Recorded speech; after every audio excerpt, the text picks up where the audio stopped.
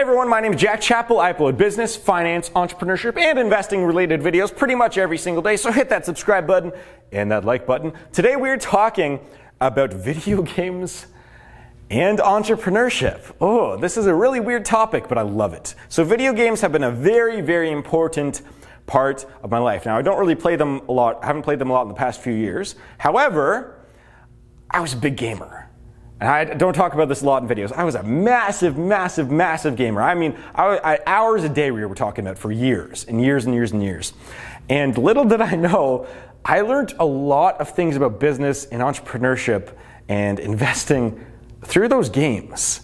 And I'm going to share some of those games, and maybe you've played some of these games too, and maybe you agree with me, maybe you don't. And so here's actually some of the video games and what I learned from them, and how they actually taught me a lot about business and investing. And keep in mind, I've put in hundreds of hours into most of these games, some of them thousands. Oh, that's weird to admit, thousands of hours into games. So we're going to talk about, so this video was actually inspired because I actually bought my first video game in like a year, Civilization 6. So we got to talk about this game called Civilization. We're going to get to some more popular games, but this one's pretty popular too. This one's called Civilization. So I've played the Civilization games since I was a kid, since high school actually. So I played Civilization 4, 5, and now I'm playing 6. And man, if you guys want to learn what it's like to run a business and to sell stuff and be an entrepreneur and manage stuff, play this game. I'm not kidding. If you want to know what it's like to actually run a business, it should be called Business Simulator. Business Simulator 2017. Because the entire game is based around a few things, okay? It's based around how to put out fires. What do I mean by that? So if you guys have heard me talk about business, entrepreneurship, what it's like running a business, and I was an employee for years, for 5 years, and man, a lot of entrepreneurship and business is about putting out fires. Like all of it. All of it's about solving problems. And that's what it's like in Civilization 6. That's all it is. It's like solving one problem after another. It's like you're trying to, so for those of you that don't know, Civilization, it's a game where you're starting a country and you're trying to essentially take over the world and win the game. Or win the game by, either taking over the world, going to space, so on. There's 5 ways that you can win. And so what this game is about is essentially putting out fires. One turn you're building a city, the next turn there's people trying to attack you.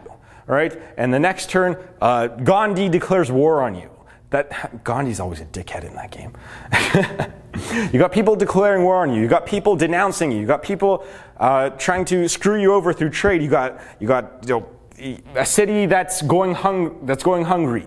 You got your citizens are all pissed off because you're working them too hard and you're making them work in factories without any parks around to play. So the entire game is about putting out fires, and that's what it's like to run a business. And what this game also taught me too, all of them, was about how to expand. The importance of long-term investing as well. So when you're starting a country in that game, you build one city to start off with, call it New York, okay? You're the American Empire. So you start one city, and then you should expand. Because if you expand early on, it'll pay off in the long run. So New York, and then you build some settlers, and then you move across the country, you build Los Angeles, and then you build Texas, and you build Washington, and you build a bunch of these cities. And even though it's going to hurt early on, and early on all these cities are going to be hungry and starving, over the course of the entire game, after your expansion, you realize that, man, I'm so glad I expanded so early. I'm so glad that I grew this country so early on, because it's paying dividends now. And that's what it's like to growing your business starting out. I mean, the amount of 18-hour days I've pulled in the past year and a half have been absolutely astounding, and it's paying dividends now. I mean, I got paid over the last weekend, to go to a wedding. I went to a wedding. I was able to take 3 days off, and I made over those 3 days, I made probably about $250 a day, roughly $300 a day over those days.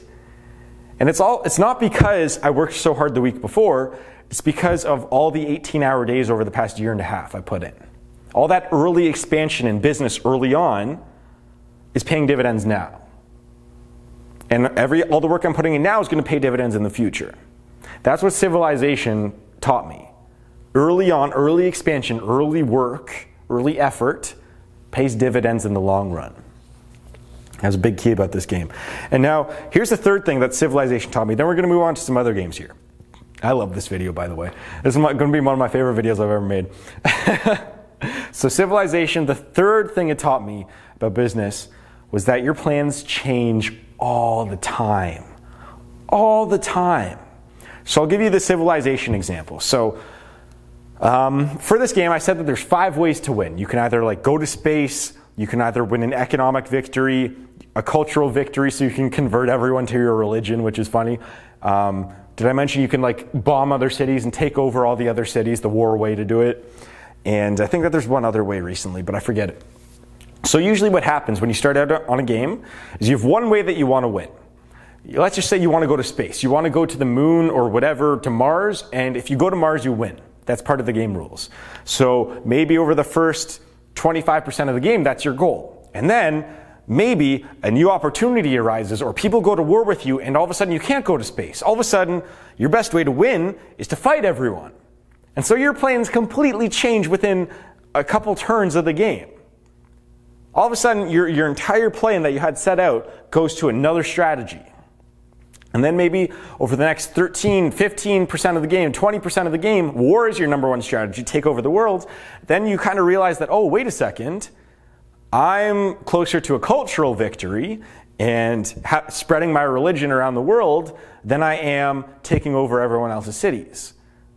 And so your plan changes again. And that's what the entire game is about. It's like changing your plans. Taking advantage of the best opportunity, and that's what business is about. I mean, did I ever think I'd be on YouTube? I mean, YouTube pays me over $2,000 a month right now, net income, $2,000 a month, by just making YouTube videos. And that's like my third major source of income right now. And like, did I ever think I'd be making money from YouTube? I mean, kinda, but not really. Did I ever plan on making business videos? You know, here's a good example. When I started on YouTube, I was making piano videos in 2007. In 2007, I was making piano tutorials. And I had no intention of making money. It was just for fun. I wanted the fame. I wanted the hundreds of thousands of views that I got. I ended up doing pretty well. Millions of views, I think, maybe on that channel. And then I changed. I changed to a gaming channel. And then I changed to a science channel, and I was making good money on the science channel. I was making a few $100s a month in passive income from my dorm room. That was pretty good. And then I had to change again because I wasn't making enough money there. I had to change. I changed to business and to vlogging stuff like this. Business plans change all the time. That was just one example. YouTube is a business. That's what it is for me. I mean, I sure like making videos. I sure like helping a lot of people. I mean, I love that part of it. However, would I be doing this if I didn't make a few $1,000s a month from YouTube? I don't know. I don't think so. So your plans change all the time. I mean, I can guarantee you I wasn't planning on making business videos in 2007. But that path, that piano tutorial path, led me to this path. Your plans change all the time. That's what Civilization taught me. So wow, that was a long talk about Civilization. Now we're going to move on to number 2 here. We're going to talk, this is going to be a long video, I love it. So number 2 thing I want to talk about is, so sports games. But not in the way that you think. I want to talk about sports games, but not the normal kind. So everyone's heard of the games like NHL, NBA, Madden, FIFA, all those games, right? So, you know, what most people do is they play the games, they play online, they want to face other people, it's whatever, they pick New England Patriots against the New York Jets, right? And then they just play the game and whoever wins, wins. Some people like to do the card collecting portion of that game where you collect cards in an ultimate team. What I do is I go to franchise mode. I've done this since I was a kid. I've never been interested in playing the game, the actual sport itself. I was more interested in the business side of it, in owning the team. So I'll give you the best example for this. In MLB The Show, I started playing that in 2006, I think. And what that game let you do is it let you become the owner and manager of a team, general manager of a team. And so you had to manage all the finances, all the players, you had to fix the stadiums, you had to get advertisers. I'm not kidding, this is all in the game. You had to get advertisers, you had to sign TV deals, you had to sign free agents, you had to negotiate contracts, you had to trade people, you had to let go of people, fire managers, hire managers. I mean, that taught me so much about business. Those sports games, like, they taught me, actually, you know what, I have a note here, actually. So this is a good one. You have two good ones here. Oh, excuse me. So they did teach me how to run a business, how to manage the financial part of it, how to do deals like that. But what they also taught me was when to start over and when to rebuild. Because think about what happens in sports. Think about what's happening in the NBA right now. Okay, right now, the finals, they're pretty much over, right? I think Golden State's up 3-0 right now. It's Golden State versus the Cleveland Cavaliers.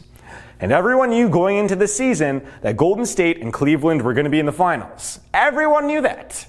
All right, because they're two powerhouse teams. You got the LeBrons versus the Currys. You got, Irving versus Durant. You got, all those. You had a bunch of Hall of Famers on each one of these teams. And you know what a lot of the smart teams did this year? They said, you know what, those two teams are going to the finals. Let's just rebuild. Let's start over. Because we're not going to make it to the finals this year. And that's what happens in sports a lot. When you know that your team is not good enough to win a championship, you got to start over. Same with business. So let me give you the example. Back to my YouTube example. I was making science YouTube videos, making a few $100 a month, sometimes $400, $500, $600. I think I peaked out at about $1,000, somewhere around there. But I wasn't making enough money. I wasn't growing. All right? And so I had to make a choice. Continue along that path or start over. I was putting in 8 hours into each one of those videos. 8 hours. That's not even including a lot of the other editing. So it could be 16 hours, 20 hours sometimes. It wasn't worth it. And so I had to start over. I started this channel. I started a vlogging and business channel. A lot easier for me to make. A lot more fun for me to make because I actually get to be myself in these videos. I get to actually talk. In my science videos, I was just a narrator. In this one, I'm actually on camera. I get to share my life and things along those lines. I had to start over. And that's what happens in sports games a lot. You have to start over. You have to rebuild. And that's another thing too. When you start over, you get a lot of young people. You get a lot of young top prospects that will hopefully turn into superstars in the future. You hope to draft that LeBron James, to draft that Sidney Crosby, to sign, I think in soccer, in Premier League, they sign people, right? They sign them, or they don't draft them, right? I think they sign them to the academy, right?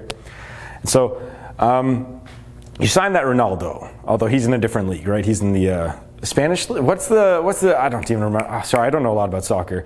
He's in the Spanish league, right? Doesn't he play for Real Madrid? I think so. Anyways, that's a different story here, but investing early on in prospects that are 18, 19, 20 years old, you know that your team's going to be bad in the first few years. You know that. They're going to be terrible. But maybe when they're 25, 26, 27 years old, when they're all bulked up and they've been playing in the league for a long time, they know all the strategies, they know everyone in the league, maybe your team becomes the powerhouse. Maybe your team wins the championship. That's the same thing with business and investing. I mean, I was talking about investing up front, like putting in 18 hours a day early on in your business can pay dividends tenfold in the future, 100-fold in the future. Same thing goes with stocks and investing in real estate. I mean, putting in a couple $1,000s into stocks today, putting in $5,000 today, or even at $10,000 today, in 30 years, that could be worth $100,000, $100,000 easy. So that's what sports games taught me about business and entrepreneurship. Anyways, we're going to move on here. We got a few more to go. There's a few that I don't really want to touch on too much, but I guess we'll kind of say this. We'll say them. I won't write them down because this video is getting a little bit long here. Roller Coaster Tycoon. I didn't play that too much as a kid, but Roller Coaster Tycoon. It taught me a little bit more about how to kill kids on roller coasters. Did any of you guys do that on Roller Coaster Tycoon? When you could create a roller coaster, except halfway through you could cut it off, so the roller coaster goes right off, and you send them to the moon and they crash and burn. I definitely did that a few times. But Roller Coaster Tycoon taught me a lot about managing money and resources, building rides, putting money up front to build rides so that I can make more money in the future. All right, very simple, Roller Coaster Tycoon. Here's something. Here's something which I will tie into two games. I played one of them. If you're as old as me, so a lot of you young people aren't going to know this game, is Age of Empires. For those people that are 18 or under, this was a massive game when I was like 7 years old, and I played this 24/7. But a similar game, I would say that most of you probably know is StarCraft. It's obviously different mechanics and stuff, but I mean, game mechanics are somewhat the same. But it's the same in the sense that what you're trying to do is you're trying to build an empire. It's a real-time game. There's no turns. You try to gather resources, bring them to your city, and then you expand your city and build a military to eventually take out the other person's city. That's what the game strategy is pretty much about. And so, Age of Empires, here's the one thing it taught me that's different than Civilization. I should say it's how to always be prepared. Because I remember in this game, I'd be building up my city, I'd just be minding my own business. I don't want to fight with anyone. I don't want to fight. And then you see this military approach your walls and you're fucked. Because some other player in the game just decides that they want to take your city. And so when I started playing that game, I was never prepared for that. Because I just wanted to be peaceful and to grow my city, and that's it. And what that game taught me is you always had to be prepared. Always, for war, for bad things to happen to you, you always had to be prepared for that. And so I'd always, after that started happening, I'd build up my military. I'd build up my military so I'd be prepared. And then eventually, if I could kick their ass enough, I'd go take their city. There's no warning in that game. Bad things happen. Bad things happen. So that's what Age of Empires taught me. It's similar to StarCraft. We're going to move on to another game. Another game I like to call Spore. I don't know why people crapped on this game so much. I loved it. I loved it when I was a kid. Oh yeah, by the way, these games, I had lots of fun. They are amongst my favorites, but they are not the games that I played the most exactly. Some of them are, some of them aren't. But Spore, what that taught me is you always had to adapt. You had to change a lot. You had to adapt. I know it's similar to some Civilization 6, like changing your business plan. But this is more about adapting to your environment. It's more about how, like, for example, there was this part in Spore where you would have these, when you were a microbe, you would have a bunch of enemies around you. Some of them would be giant and really slow, and then they would come and eat you up if you weren't fast enough. So if you had those guys, those giant people, you would develop an ability to swim really fast. That's what you had to do, or else you're dead. All right? And in that game, if you had something really fast chasing you that was a little bit bigger than you, you would develop this thing where you can move side to side really quickly, like avoiding an alligator, right? Moving side to side. That's what it was like. You had to adapt to the environment, or else you're dead. And that's what it's like in business, too. If you don't adapt, I mean, think about those companies that didn't adapt to the current age. Think about Yahoo. Think about AOL, or just were a little bit slower than their competitors. Yahoo got killed by Google. It's not even close. AOL was the worst investment of all time. I don't know if I've ever talked about that in a video before, but AOL was bought for, oh man, the merger was like $350 billion. Was it billion? The merger of these two giant companies, Time Warner and AOL. And then Ted Turner, he put up $9 billion into that, and he lost $7 billion. So, I mean, AOL didn't adapt. They owned the internet market in 1999, but they didn't change. And look, only my dad uses that now. My dad still uses AOL. That's funny. Anyways, we're going to move on to the next game here. We're going to move on to this one, which everyone loves, Skyrim. I put in a lot of hours into this game. So what did it teach me? What it taught me was that learning skills early on can pay dividends in the future, make life a lot easier in the future. So I'll do the game example and the real life example. In the game example, so you have these choices of a bunch of skills you can learn. There's different skill trees and all that. So what I would do is that I would really train those skills before I even got going onto a lot of the quests that I had to do. So in Skyrim, let's say there's 200 main quests you have to do. And after I got through about 10, what I would do is I would stop doing those main quests and I would just train my skills to max them all out. I'd become the greatest, whatever, magician of all time, the greatest swordsman of all time, the greatest archer of all time. And then I would do the main quests. And guess what happened? They're a lot easier. They're a lot easier once you level up certain areas of your skill set. So all of a sudden, facing these giants. I remember in the Skyrim there was these, I forget what they're called. I think they're actually just called giants. And if you're going to go up with a sword and you're really crappy and you're just starting out, you're dead. You cannot take on a giant when you're just starting out and you just have a sword. What I did is I trained my magic ability. And what I would do, I maxed it all out, and I could summon 3 of these I think that they were called Daedra Lords. And so what I would do is I would summon those things. They would go fight for me, kill the giant, and I'd just sit back. I'd sit back and I would just check my sword. I'd crouch down. I'd lay down. All my things would fight for me. It makes life a lot easier when you have when you're very skilled in some areas. So we're going to switch this over to the business world. For me, I always talk about how from the time I was 14 years old until I was 17, I learned tons of skills. I learned a lot of, especially tech skills, building websites, and I learned a lot of stock market skills, business skills, learned a lot about investing, real estate, and so on. And so that helped me. By the time I was 17, 18 years old, I got a corporate job. And it wasn't because because they liked me. It was because I had all these skills and I could replace 2 people. And that job ended up, I could have made like 50 grand a year at that job at 18. But I ended up leaving. So what I'm trying to say here is that learning skills early on in life pays dividends. That's just one example I had in my life. But for business, I mean, think about this. If you want to start a side business, if you want to start a side hustle, if you can't do certain things, especially with online business, if you can't build a website, if you can't make a video, if you can't put out content, you're dead.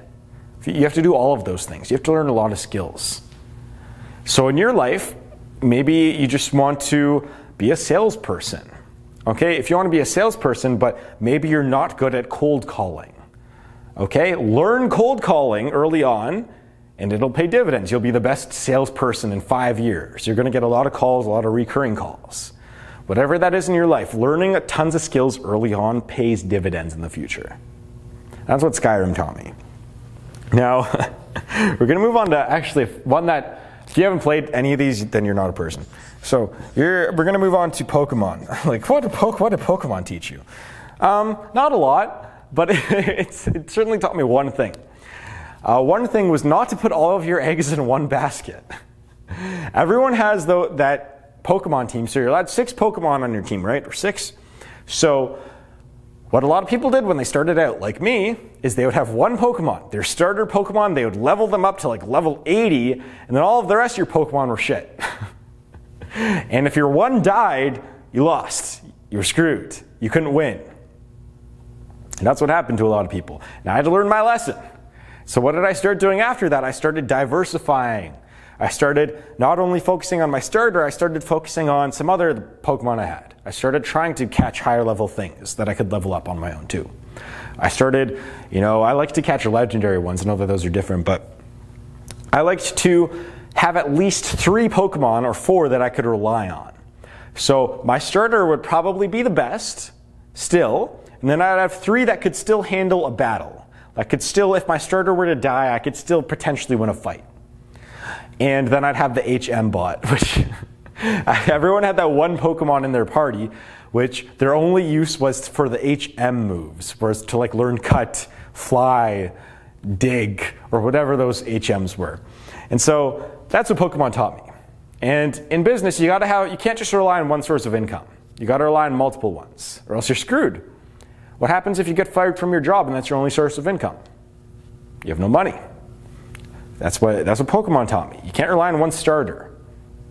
You have to rely on multiple Pokemon, just like multiple streams of income. That's better. So if one of them dies, if your starter dies, if your main job dies, you still have 3 other things to rely on. I love talking about video games and business. This is cool. I like this.